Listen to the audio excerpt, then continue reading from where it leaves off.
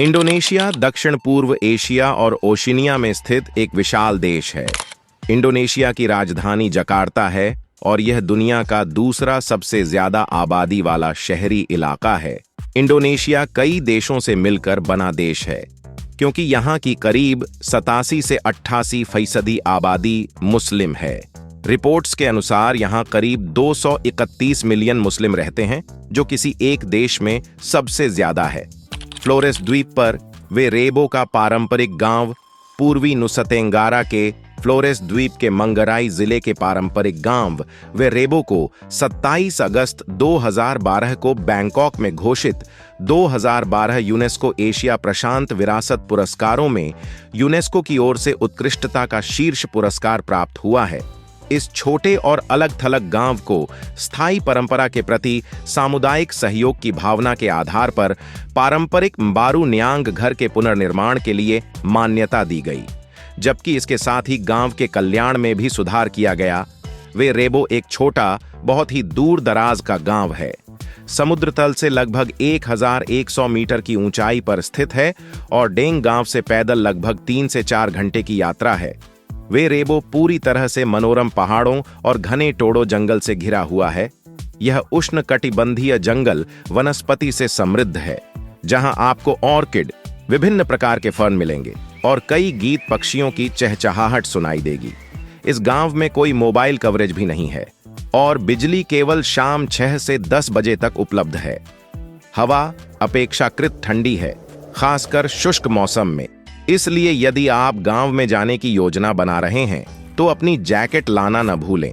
गांव के संस्थापक और इसलिए उनके मुख्य पूर्वज, जिन्होंने लगभग 100 साल पहले गांव का निर्माण किया था, एम्पू मारो नामक एक व्यक्ति थे। आज निवासी उनकी 18वीं पीढ़ी के वंशज हैं।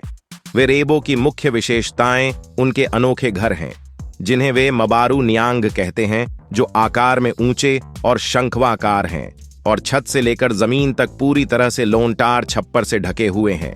ऐसा प्रतीत होता है कि एक समय में इस तरह के घर इस क्षेत्र में काफी आम थे, लेकिन आज यह केवल यही गांव है जो ठेठ मंगराई पारंपरिक घर को बनाए रखना जारी रखता है, जिसके बिना ये अनोखे घर पूरी तरह से लुप्त हो गए होते। घर में 5 स्तर हैं। प्रत्येक स्तर को एक विशिष्ट उद्देश्य के लिए नामित किया गया है। पहला स्तर, जिसे लुटुर या तंबू कहा जाता है, विस्तारित परिवार के रहने के क्वार्टर हैं। दूसरा स्तर, जिसे लोबो या अटारी कहा जाता है, भोजन और सामान को स्टोर करने के लिए अलग रखा गया है। तीसरा स्तर, जिसे लेंटर कहा जाता है, अगली फसल के लिए बीज स्टोर करने के लिए है। चौथा स्तर, जिसे लेम्पाराय कहा जाता है, सूखे की स्थिति में खाद्य भंडार के लिए आरक्षित है। और पांचवां और सबसे ऊपर का स्तर, जिसे हेकांग कोड़े कहा जाता है, जिसे सबसे पवित्र माना जाता है, पूर्वजों के लिए प्रसाद रखने के लिए है।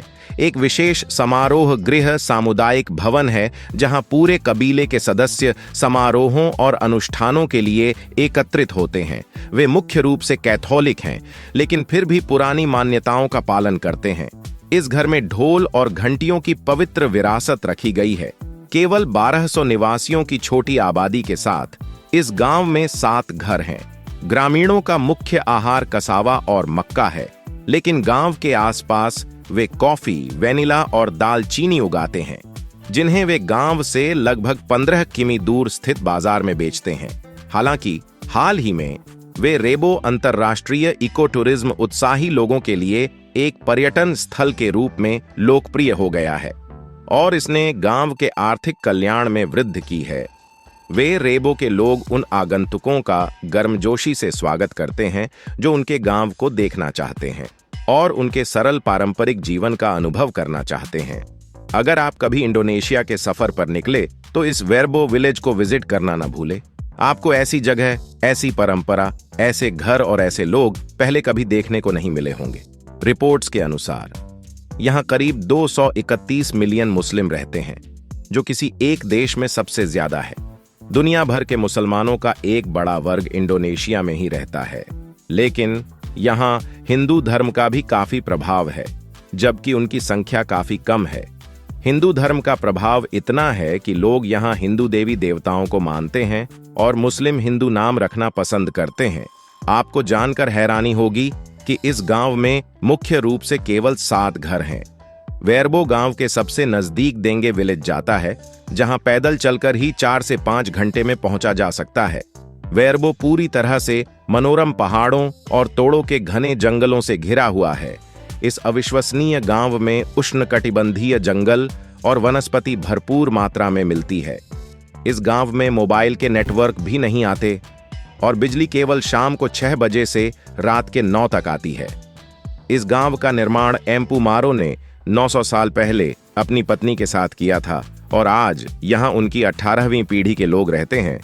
अब दोस्तों, अगर आप एशिया महाद्वीप के खूबसूरत देश इंडोनेशिया की सैर करना चाहते हैं तो इन जगहों पर घूमें। यकीन मानिए, यहां इतिहास, प्रकृति और अध्यात्म सबके करीब होंगे आप। नंबर 1 पर कोमोडो ड्रैगन। इंडोनेशिया के फ्लोरोस में स्थित कोमोडो नेशनल पार्क भी घूमने की जगहों में एक है। यह भी यूनेस्को की विश्व विरासत स्थलों में शामिल है। कोमोडो ड्रैगन एक तरह से विशालकाय छिपकली जैसा होता है। इसकी लंबाई करीब 10 फुट की होती है। इतना ही नहीं, इसका वजन भी 150 किलो से ज्यादा है। कोमोडो ड्रैगन की जीभ सांप जैसी होती है। इसके दांत और नाखून पैने होते हैं। Number 2, Toba lake. यहाँ की नेचुरल ब्यूटीनेस में टोबा लेक का नाम ना आए, ऐसा शायद ही हो। इसकी गहराई की बात करें तो यह करीब 500 मीटर गहरी है। इसे दानो टोबा भी कहते हैं। करीब 70,000 साल पुरानी मानी जाने वाली इस झील में उठने वाला धुआं किसी ज्वालामुखी के विस्फोट जैसा ही लगता है। यहां पर बड़ी संख्या में पर्यटक आते हैं। नंबर 3, पारंपरिक गांव। तना टोराजा इंडोनेशिया के दक्षिणी सुलावेसी प्रांत में स्थित एक पहाड़ी है। यह यहां पर पर्यटकों का लोकप्रिय और शांति इलाका है। पहाड़ों के बीच के इस सांस्कृतिक द्वीप की सुंदरता अद्वितीय है। तना टोराजा अपनी समृद्ध संस्कृति, पारंपरिक गांवों और आकर्षक समारोहों के लिए जाना जाता है। यहां इंडोनेशिया आकर अगर यहां न घूमा जाए तो इंडोनेशिया की यात्रा अधूरी ही लगेगी। नंबर 4, चावलों के पार्क। बाली द्वीप इंडोनेशिया की खूबसूरत जगहों में एक है। इंडोनेशिया का मुख्य भोजन होने के साथ ही चावल यहां की खूबसूरती बढ़ाने में भी खास भूमिका निभाता है। पहाड़ियों और ढलानों की ढलानों पर व्यवस्थित लहरदार चावलों की खेती पर्यटकों को अपनी ओर आकर्षित करती है। बाली द्वीप पर नारियल के पेड़ के अलावा नाइट लाइफ भी पर्यटकों को बहुत भाती है। नंबर 5, प्रम्बन्नन मंदिर। इंडोनेशिया के योगाकार्ता में एक हिंदू मंदिर प्रम्बन्नन स्थित है। यह मंदिर काफी प्रसिद्ध है। इसका निर्माण 9वीं सदी के दौरान त्रिमूर्ति यानी कि ब्रह्मा जी के लिए किया गया था। इस मंदिर में सृष्टिकर्ता ब्रह्मा, संरक्षक विष्णु और विनाशक शिव जी की प्रतिमाएं स्थापित है। यह यूनेस्को की विश्व धरोहर स्थलों में शामिल है। यह मंदिर दक्षिण पूर्व एशिया में सबसे बड़ा हिंदू मंदिर होने के साथ ही प्राचीन वास्तुकला को दर्शाता है। अगर आपने आज हमारी वीडियो में कुछ नया देखा, कुछ नया सीखा, तो इसे ज्यादा से ज्यादा लाइक, शेयर करें और चैनल को सब्सक्राइब कर बेल आइकन जरूर दबा दें। मिलते हैं आपसे फिर किसी नई वीडियो में। आपका धन्यवाद।